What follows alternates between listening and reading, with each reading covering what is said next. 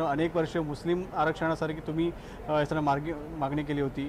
अद्याप या अधिवेशनात कदाचित ही मागणी पास झाली असती, पण काही सरकारचं या ठिकाणी दिसत नाही. मराठ्यांना रिझर्वेशन देण्यात आलेलं आहे, त्याचं आम्ही स्वागत करतो. पण त्याचवेळी आम्हाला हे सांगायचे आहे की मुस्लिमांच्या बाबतीत आपला अशा का भेदभाव करतो. कारण हे आहे की जेव्हा तुम्ही मराठ्यांना रिझर्वेशन दिले तर ते एक ॲक्शन टेकन रिपोर्ट तुम्ही सबमिट केले आणि ॲक्शन टेबल रिपोर्टच्या नंतर तुम्ही बिलची कॉपी आणली. त्या बिल आणि ॲक्शन टेबल रिपोर्ट आम्ही जेव्हा वाचलं तर त्यामध्ये खूप सारे आकडे आहे ज्याच्या आधारावर त्यांनी हे सिद्ध केले की हे आकडेमुळे आपल्याला मराठ्यांना रिझर्वेशन द्यायचे आहे.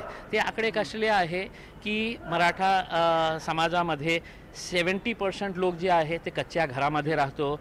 अराउंड 40% असे लोक आहे की ज्यांच्या घरामध्ये नलचं कनेक्शन आहे. 2152 लोक असे आहे की 2013 से 2018 पासून त्यांनी ते आत्महत्या केलेली आहे. म्हणजे हे क्रायटेरिया होऊ शकतं का की इतकं लोक त्यांनी आपली जीव घातलेले आहे.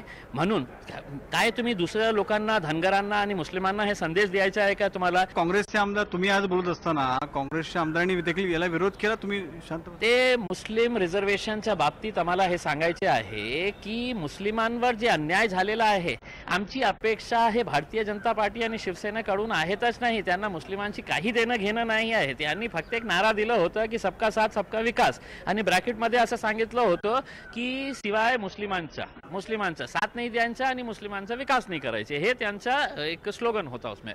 पण खरी गोष्ट हे आहे की मी आज मुख्यमंत्र्यांना आणि विधानसभेमध्ये मुद्दा मांडलं की आमच्या समाजावर जे अन्याय होत राहिलेला आहे की नवीन नाही आहे. 15 वर्ष हे काँग्रेस आणि राष्ट्रवादी काँग्रेसची सरकार होती.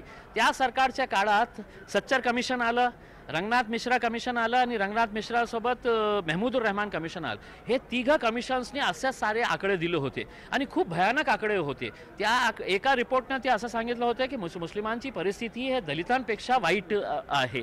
म्हणजे असं असूनही सुद्धा तुम्ही ते रिपोर्टला कन्सिडर करत नाही. मग हायकोर्ट म्हणतो की 5% एज्युकेशनमध्ये त्यांना द्या, ते तुम्ही देत नाही. महेश चौगुले सह शैलेश तवटे, जय महाराष्ट्र, मुंबई.